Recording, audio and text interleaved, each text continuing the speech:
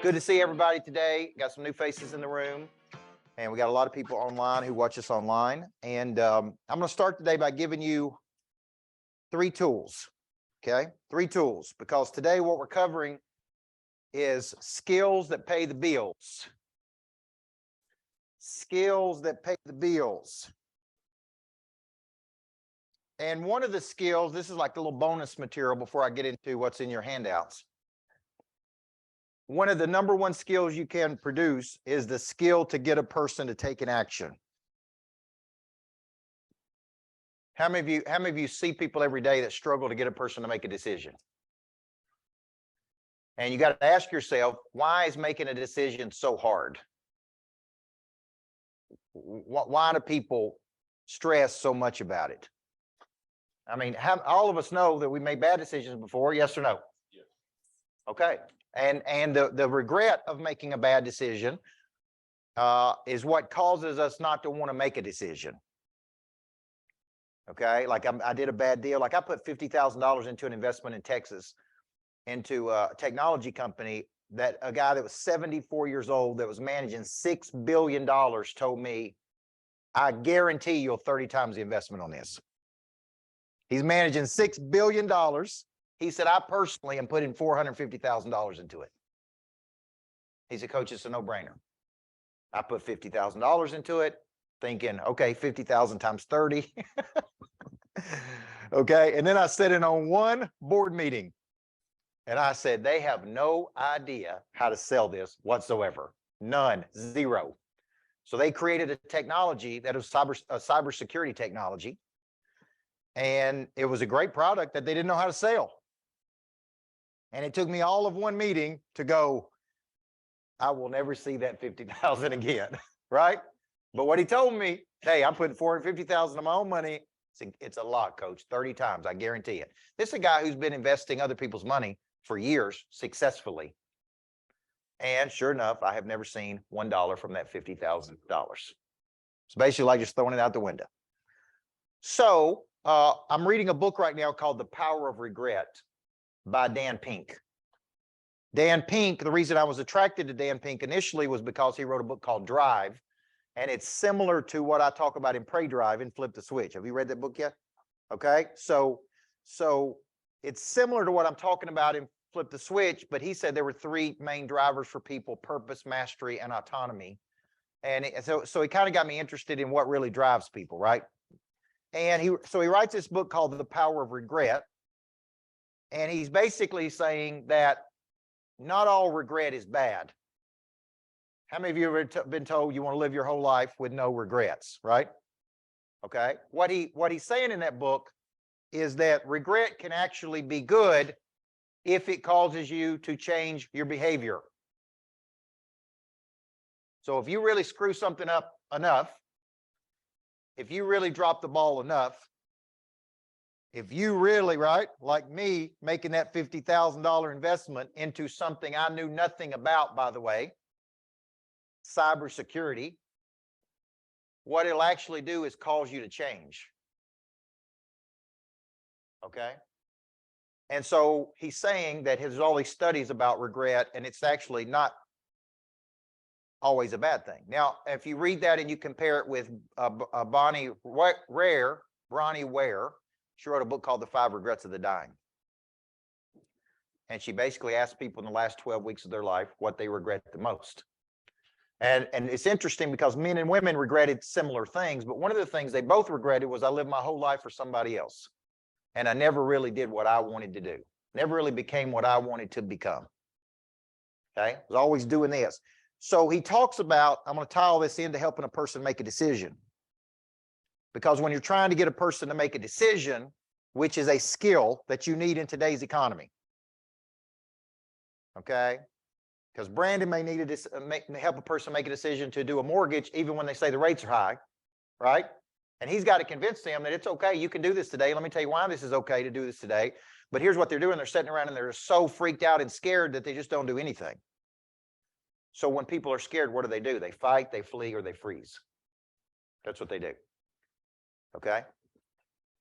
So he talks about 2 types of regrets that I actually use in the sales cycle when I'm selling people. Okay, so when I'm talking to a person and they cannot make a decision to invest in themselves, okay, I say, number one, you ain't investing in me, you're investing in you. And I cannot help you do anything until you commit to something, right? Now, you're going to have to do the work. I'm not going to do the work for you. I'm going to show you how to do it. It's your job to go do it. And the people that go do it get results, and the people that don't, right? And I can't even guarantee what kind of results you can get. Some people I coach are going to get 1,500% results. Some people are going to get 20% results. Some people are going to get 30% results. Okay. But I say there's two types of regrets. There's one, and you can use this. There's one, which is what we call if only regrets. If only I would have taken action. If only I would have done something. If only I would have got off the bench. If only I would have been in the game. If only I would have done this, this, this, and this. See that? This is a regret you don't want. Right or wrong? Okay? It's like, man, I could have done it. I should have done it. I was capable of doing it, but I didn't do it. And there's one thing for sure between top performers and average performers, that the top performers take a lot more action than average performers do. And they make mistakes. They make more mistakes than other people do because they take a lot more action than other people do. So this is one regret that people have, but here's another way to think about it. At least I gave it a shot. At least I tried. At least I was in the game. So when I'm talking to a person on the phone and they're thinking about doing something, and it's something they've been wanting to do for a long time, like sign up for coaching or get better or say, I say, look, man, there's two types of things we can talk about here. You can be a person that says, if only I'd have done this, right? Or you can be a person that says, man, at least I gave it a shot. Now, which one do you think is going to give you a better chance of winning? See, this is a way to create tension when a person is thinking. Okay, now you guys saw the new car I got up there, that new fancy way to say it's Maybach. I used to say Maybach because I'm from Woodbury. And right, Tabitha? But I had 3 cracked windshields in the G-Wagon. Every time I got on the interstate, the windshield cracked because of the way the windshields are made. So every time a little pebble, and in Tennessee, we have a lot of rock. So when you get on the interstate, it's kicking off rock. And every single time I got on the interstate, I had a cracked windshield. Every time I got a cracked windshield, guess who I had to call, Roy? My insurance person. And it was $4,000 in windshield. So you got this vehicle that's incredibly expensive that you can't drive on the interstate because every time you drive it, the windshield cracks, which takes it out of commission for a week. And I got to take it down there. I got to call an insurance claim. I got to get a whole new windshield. And although it was beautiful and I loved it, I'm like, I can't keep doing this. Like, the utility of this is ridiculous. So I knew I needed a different car, and I knew exactly what I wanted, and I went down there to get it, and I still struggle for 3 or 4 hours to make this decision. I would just sit there and go, oh my gosh, man, I love this G-Wagon. Like, all I ever wanted was a G-Wagon. Now I'm gonna get this. Is it going to drive as good? Is it going to be as nice? Is it going to be as good? You understand where I'm going with this?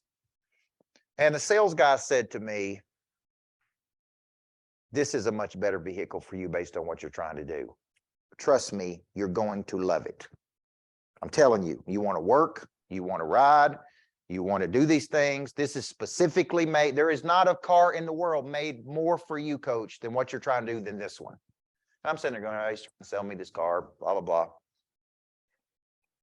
And I drove it home the first day, and then I drove it the second day, and I told my wife, I said, man, this car is 100 times better than that other car.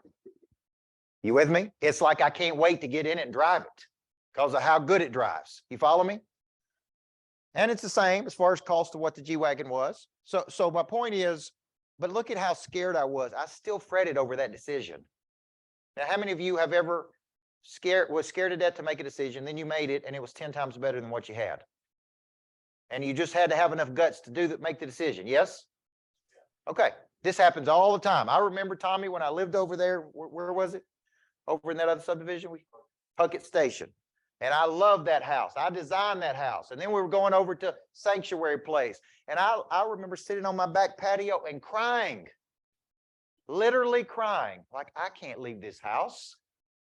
Like, I designed this house. This is, I love this house. And I remember Tommy saying to me, what is wrong with you?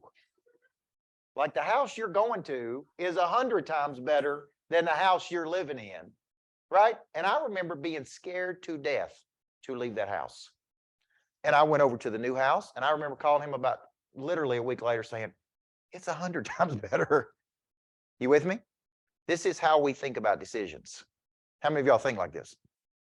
You're scared to death to invest in something. You're scared to death to take an action. And so can we all agree that one skill is giving a person enough courage to make a decision? Yes or no? Truth is, that guy in Mercedes was right. This car is better than that car. The truth is, Tommy was right. The house I live in now is 100 times better than the house I did live in. But I was still scared to make these decisions. Well, right now, when you have a tough economy, and you have people out there watching the news, and everybody's freaking out, they're scared to death to do one thing, which is make a decision. So you got to be good enough. You got to have a skill to override that and say, look, two things you can do here, man. You can sit here and we can be talking about this a year from today, and you'll be an if only person. Or you can move forward, because this can help you get better.